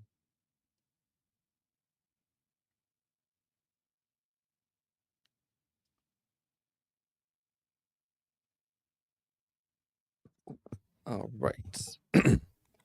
So this fee, it's been discussed a couple of times. It was last discussed back in April when there was a workshop session and a regular agenda item related to it. In that time, we received feedback regarding the varying rates for residential versus non-residential, as well as some benchmarking for when other cities established rates and what their drainage fees were at those times of establishment. So we have provided some of that information earlier, and then in the presentation there's the benchmarking. So this is the same presentation from the 19th, so it kind of gives you the overview of what the city's obligation is for drainage. And also we did recently just also have a storm drain, a pretty significant one. I think it's 36 inches collapsed in someone's backyard in Carriage Hills. So that's a new challenge for the city that we have to figure out. That's back there, unfortunate. So we are experiencing, drainage issues. Some of you may recall too, Ring Road had a collapse and it related to drainage. And these are pictures of drainage in Manor. This from Google Images. This is our city. This has been fixed. So as our current stormwater program, it's done through the streets department pretty minimally. You can see issues do come up because we don't have people doing full-time inspections on our culverts and all that. We do have one employee who's our MS4 inspector, who's paid out of the city's general fund, who goes to construction sites daily and after every storm event to make sure that their erosion and sediment control is up. But that type of work can be funded through this program. And so with the program in the short term, it helps enhance preventative and proactive maintenance, street sweeping, storm master plan, capital planning, and then longer term is 3 crew members on top of the one we would have, dump trucks, gradles, Vector truck, just more equipment so we can better handle the drainage that we have, and as well as capital projects, which would be determined through that stormwater master plan and capital planning. Right now, the drainage model allocates about 100,000 in small projects and 300,000 a year for capital projects. Those are placeholder amounts. If you may recall, we did have some discussion before of maybe establishing a lower rate so then we could do the capital planning and get better numbers on how much we had to spend on our drainage for those capital projects. Right now, the model with that $650 per ERU, so basically for each home per month, contemplates about 300,000 a year in capital projects. And with the previous discussions too about the varying rates, our consultant Raftalis had provided the $2, $3, and the $650, which is how it was originally contemplated. And this kind of shows you what those rates fund. And that bottom where it's in red, where it says needed from general fund, that's optional. That's not something that you have to do, but it's basically saying if you want to fully fund the program as it's contemplated, but you only want to assess $2, you would have to transfer $400,000 from the general fund. But with $2, you get the stormwater master planning, support on capital planning, and storm drain medallions.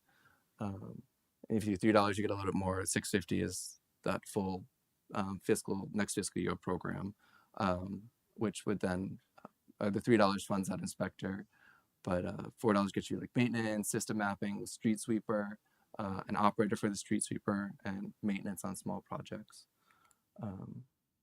And this is sort of an overview of the cost. Again, this is modeled at that $650. And here too, this is, again, if you went with the $3 rate, this kind of modeled out until fiscal year 2030. Some cost escalations built into that and how it would build the program over time.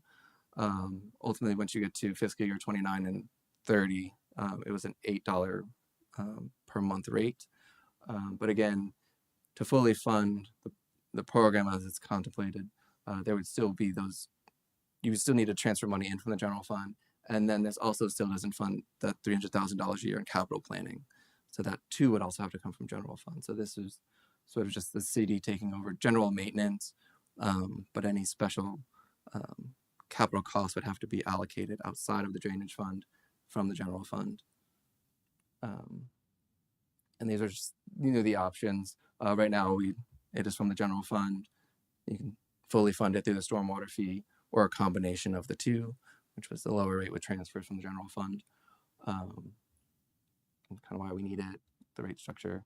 I might go through this a little quicker because we've done it a lot, sorry. But please stop, ask questions anytime you like. This was how they modeled it, where they took a random sample of parcels throughout the city and found their impervious cover to get the average, which the average was 2,730 square feet of impervious cover on a single family lot. And that was their kind of breakdown for non-single family, single family, the total number of lots and the percentage within the city. And from that, they were able to get that $650 per month for ERU. So it's the equivalent residential unit. And for non-residential, they're assessed based on their impervious cover. So that data is still being collected. And so they would look at every non-residential parcel and find exactly what their impervious cover is. And so this example here is where HD Fitness, their impervious area is just shy of 61,500 square feet, which is equivalent to 23 ERUs. So their monthly bill would be $650 times 23, which is about $150. So the more impervious cover you have as a non-residential and multifamily development, the higher your fee is paid. But every single family home would have that same flat rate. So here's kind of how they modeled it with our existing water and wastewater bills. The average that a customer would have right now, they're seeing about $75.62, and with the $650, it'd be $82.12 per month. And then earlier, y'all had asked about fee comparisons with adjacent communities, and we can see that $650 is in the middle there. There's obviously some lower. Taylor's at $3, New Braunfels $4.59, but San Marcos is up there by 15. Austin's $9.80, so there's higher and lower. So this is small. It is in your backup. This is that benchmarking about when other cities implemented their fees and at what population. So you can see most cities did do it when they were larger, but this fee is becoming increasingly common for cities in Texas. So back when maybe those cities were our size, it wasn't maybe necessarily enabled by state legislation, or it wasn't common practice. And so they've adopted it when they've become larger, but it is an increasingly common practice as cities' revenues are getting squeezed by certain state legislative actions and the priorities we have to fund. So other cities are finding other options for revenue. This is that same data, sort of just spread out in a little chart. The larger the circle, the larger the population, kind of when they implemented it. That's that backup. Okay. And then please interrupt if you have questions. One of the other goals of today, including setting the rate or providing direction on a rate structure you would like to see, is also the draft outreach plan for this, because we're still working towards an October 1st implementation, which is a pretty compressed timeline, but Reftalis has worked a schedule in there, which is in the backup for y'all too. And so they provided to their draft community outreach to help us communicate effectively to all the stakeholders, so the residents, the other property owners, renters, business owners, anyone who has an interest in this. So they have different means of communicating with those different stakeholders. They also have a key message platform, which would be provided to all of you all and staff and anyone available on the website, but it's kind of like an FAQ. So if you're out and about and people ask you questions, it sort of gives you your framework or how you can respond. So there's sort of a common response from everyone associated. And the different communication channels that we would use, including our website, social media, presentations, mailers, surrogates, which are local leaders, your people in your HOA, your faith leaders, prominent business people, you all. So anyone who can get the message out, who can be that trusted source. Again, they have their implementation schedule with most of their public meetings in August, but I think they kind of also go into September or throughout, but having specific community engagement periods. Unfortunately, we don't have any, big city events before October 1st. We do have Night at the Park in October, which they do recognize in here as a way to, provide more information about potentially at that point an implemented fee. So as people have questions like, hey, I just got my first bill, there's a new fee on it. That could be an event where people could directly talk with those who are involved in it on what the fee is and what it's funding and what it's doing for the city and why it's important. So yes, again, I can go back and discuss the varying rates because, like I said, they kind of modeled it at $2, $3, and the $6.50, which does fund that full program, and then have some big spreadsheets that they provide. a lot of numbers on it. But with the $6.50 and it funding that full program of additional employees and equipment and the data and the capital planning, it does escalate. They have it modeled out until fiscal year 33, at which point it's up to $10 a month. I think I have it somewhere in here. Yes. So for the first 2 fiscal years, it was $6.50 and then $8.50. And then from fiscal year 27 all the way through fiscal year 33, it remains at $10 per month. So the average homeowner would have $120 funding into the program. But again, that gets the full cost, the whole program, basically creating in fiscal year 28 is when the enhanced level of service comes in, and that's when we would get the dump truck, the Vector truck, the Great All, 3 new employees on top of the existing employee who would be funded in this and the new employee who would come in fiscal year 24 or 25 to operate that street sweeper. And then we could either under Public Works create a whole new drainage department, or it could be a subset of the streets department, but either it'd be a sort of a self-sustaining department because these fees would fund pretty much all of their activities. And sorry, I'll talk a bunch, but it basically, as the fee goes on, it starts bringing in a little over, by the end of it, like 1.2 million a year. So that's money that wouldn't have to be obligated from the general fund. It could be used towards other services, parks, anything you'd like to also fund.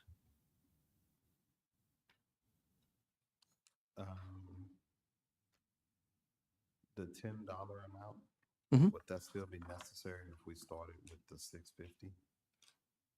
Yes, so that's modeled with it starting at $6.50, because in fiscal year 28, when that enhanced level of service comes in, there's a pretty high cost for that. How many clicks I have to go back for it? There you go. So you can see on that fiscal year, the operations and maintenance go way up. That's just due to all the incoming, equipment. And so in fiscal year 27, there's actually some rollover from year to year, because again, how they have it modeled, sometimes the revenue doesn't quite meet what the expected expense would be, and so it always kind of rolls over. And so there's a little bit of reserve once you're going into 2028, from fiscal year 27 being at $10. Okay, so that chart represents the 650, not the 2 or 3. This one, yes, this would be Fiscal year 24 is starting at 650. Mhm. Okay, that's what I mean. Okay, that's helpful.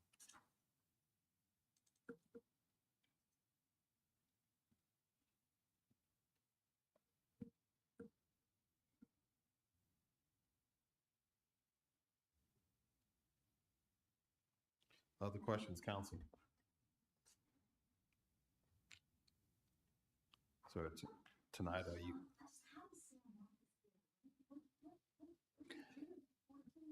They have a lot of floodplain down there. So sorry. I said they have a lot of floodplain stuff they have to accommodate. Yeah, and I mean each city is different. They may be doing transfers from their general fund. They may not be funding capital planning with it. It may just be, hey, we're paying our MS4 inspector, so Taylor, who has $3, might have a very minimal program, versus San Marcos, who is going all out on their storm planning. They also have a university down there.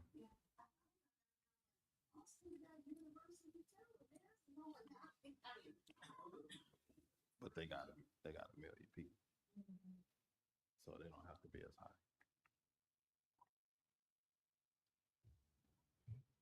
How does a resident find their true square footage to know how to do the calculation? So this, I don't have it. Let's see if it's in the report. I can find it quick. I don't believe that under this setup, there's an appeals process to vary that rate on a single family home. So if someone, because I said the average was 2,730 square feet, if someone said, hey, I'm actually at 2,000, this process, they don't have a mechanism to have that reduced, so it doesn't vary from property to property. That was one of the considerations in the beginning, was having like a tiered system of having 3 rates for residential, and that's still possible. I mean, they could kind of rerun the model, but the higher end, it might be like, can't remember what it is off the top of my head, but it was like, it's like $4 and $6.50, and then the high end starts at like $9 or something like that. And they would have to do more data analysis pretty much on all of the properties in the city. So there may be additional costs for that in terms of the data maintenance and acquisition side. And it's a little harder to manage in terms of, as new homes come in on our end, just assessing that fee and figuring out, which tier that home falls into. It's obviously doable. Cities do it, but for Manor and for us, it's pretty straightforward. Because they also had a chart that most homes do fall in that rate. There aren't that many houses because our housing stock is pretty much 50-foot wide lots with the same sort of general home size on it. So the vast majority of single family houses do have almost that same amount of impervious cover.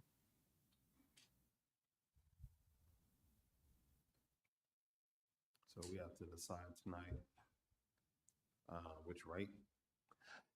Yes. If we want to do, what is it, 2, 3, or 650?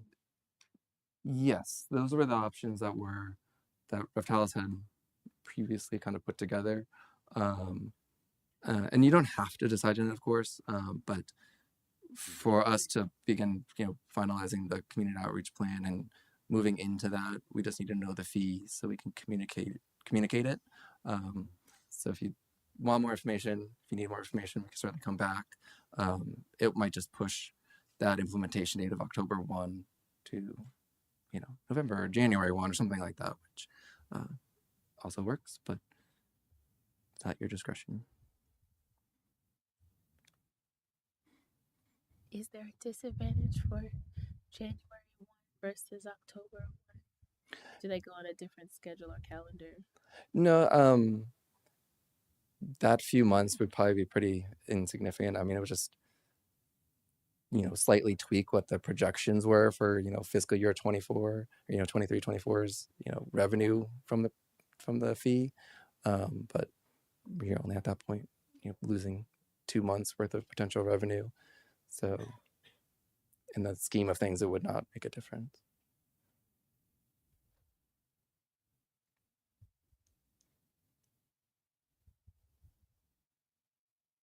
But there's still upfront cost from us, right? In order for them to start with analysis and everything else. Yeah, that was authorized at the last council meeting when there was the additional scope of work. So that scope of work got them through their, the rest of their data acquisition, so all the non-residential, the community outreach, and working with Lydia and our payment vendors on implementing it into our system, and then providing the ordinances and such to enable the fee. And that also has the process in there for, how people pay and that type of situation.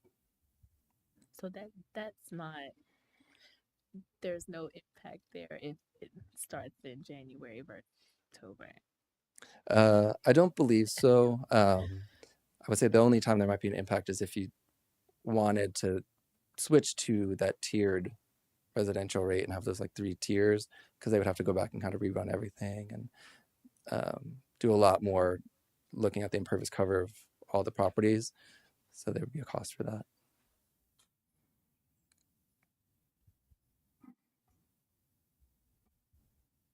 So, council, in light of all of our conversations regarding upcoming budget and some of those other things that we're wanting to try to see happen, those rate options help us or don't really help us, depending on what we select. So the more that goes on to the fee, the better it helps us to put in a system, hire the staff to fix a lot of issues that's happening. If we don't want to see flooding in neighborhoods, then we have to remain the drainage. If you go down a lot of these streets and look at the drainage, it looks just like those pictures where there's stuff just kind of crammed in there, whether it be because of just flow from the rain or people actually just dumping, walking by and dumping trash and stuff, and that gets into the system and so forth. So we either make it a loan call or we go in with the recommendation and go from there. What are y'all's thoughts? Is it possible to make a recommendation but then implement in the long call? What do you mean? Like if we decide on a rate today, but we don't implement or execute that rate until January 1 instead of October 1. Well, this is not happening.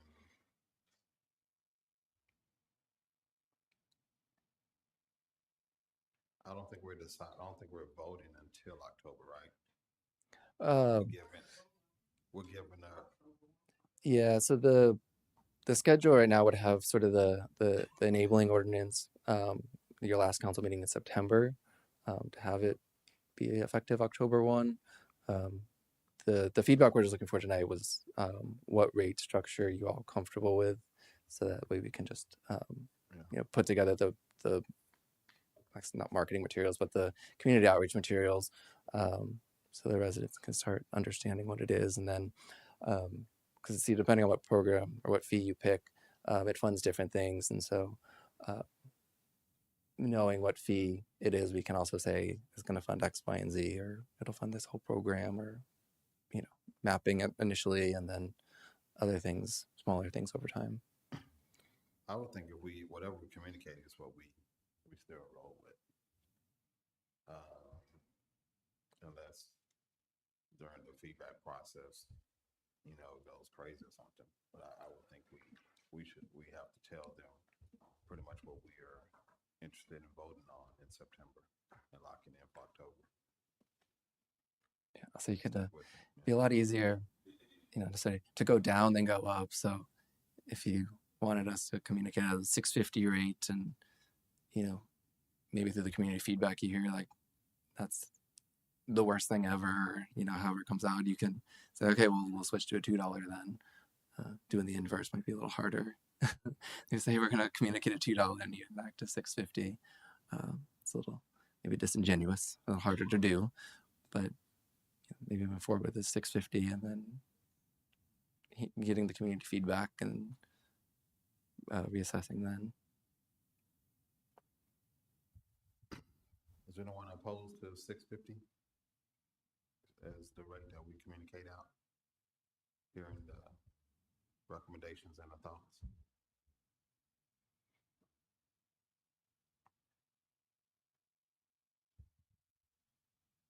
I'm not opposed to it, but I can't say that I like it. I don't think anybody likes a rate. And I'm only saying because I've been quite comfortable paying my current water bill in comparison with my current income.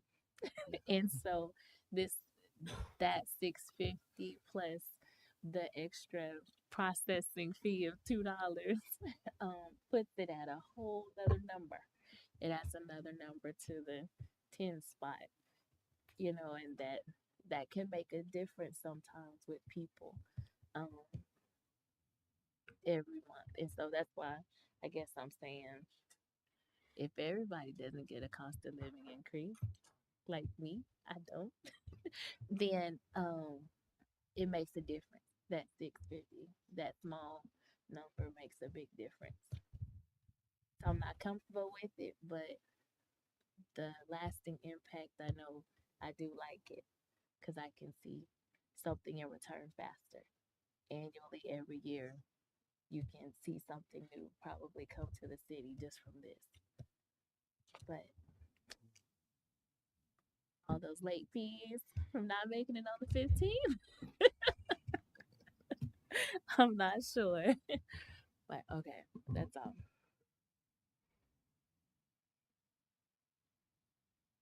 Okay. I'm taking their silence as being okay with the 650 rate to move forward with. Okay. Thank you. Thank you.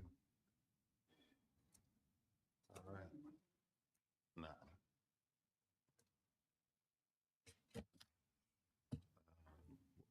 number 19, first reading, consideration, discussion, possible action on a preliminary plan unit development PUD site plan for the Oprah Track development, 331 lots on 113.4 acres, more or less, being located at 14418 North FM 973 Maynard, Texas. So this is one we just did the public hearing on. Do you have any additional questions, council, that you want to ask Mr. Dunlop, city manager, or the presenter?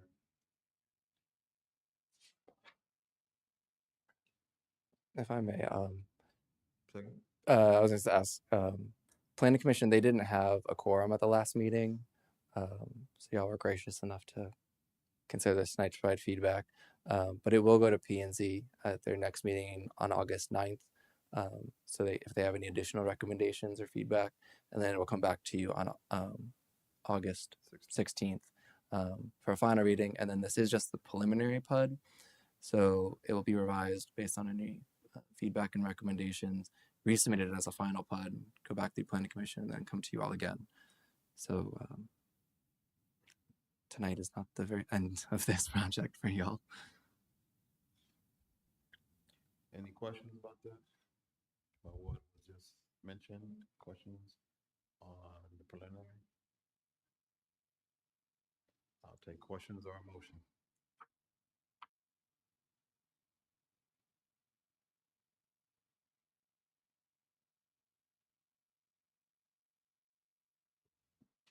Mayor, I'd like to make a motion that we approve a first reading of a preliminary planned unit development PUD site plan for the Okra Tract Development, 331 lots on 113.4 acres more or less, and being located at 14418 North FM 973 Maynard, Texas, with the additional trail connection at Allard Drive. We have a motion on the floor by Councilwoman Amesquer. Is there a second? Second. Second by Councilwoman Weir. Any questions to the motion? So if it goes back to P and Z next week, are they able to do anything if this gets approved? Yes, yes. So it will on August 9th is when it'll go to them, and they can't like unapprove it or change that recommendation, but they can provide additional recommendations that will be provided to you all on the 16th. Okay. Other questions to the motion?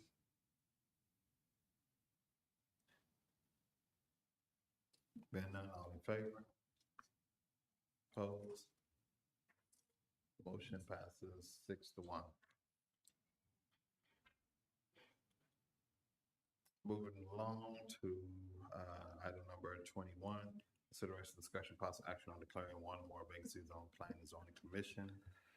Planning and Zoning Commission recently had 2 consecutive no quorum meetings due to consistent absences. Do we know what the plan is on these if we declare vacancies? We would post for them to hopefully get an applicant in before your next meeting on August 2nd for an interview. That way, if you would like to appoint that person, they can be seated for the August 9th meeting. Okay. Has anyone been ill or anything? Or has it just been bad schedule? Has anyone been what? Has anyone been ill? Like that's why they can't come because of illness? The June meeting, Commissioner Myers was ill. He has a very good attendance record, so I believe it was last meeting. Yes. But most of the time, unfortunately, when people are absent, they don't always notify us. So lately we've been actually reaching out to them and trying to get in contact to see if they'll be there or not.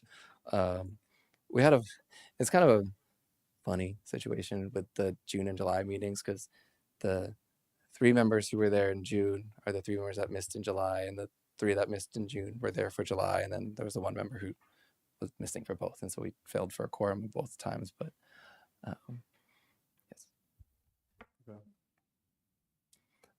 So the recommendation would be to remove Anthony Butler from place 2.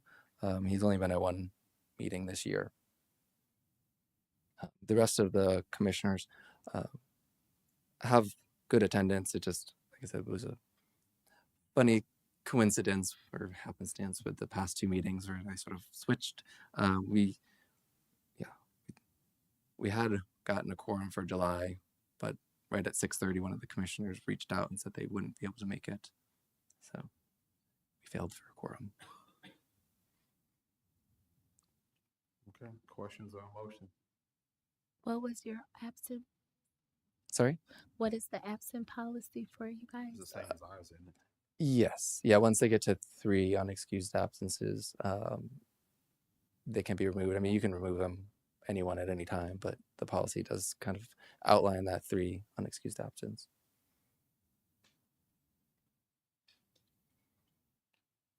I'll take questions or motion.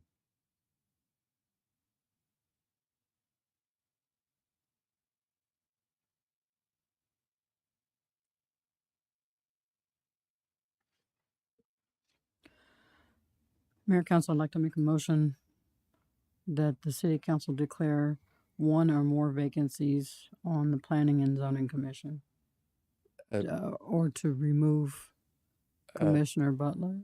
Yeah, place 2. Place Declare 2. vacancy for place 2. Declare vacancy for place 2 on Planning and Zoning. We have a motion on the floor by Councilwoman Waters. Is there a second? I second. Second by Councilman Moreno. Any questions to the motion?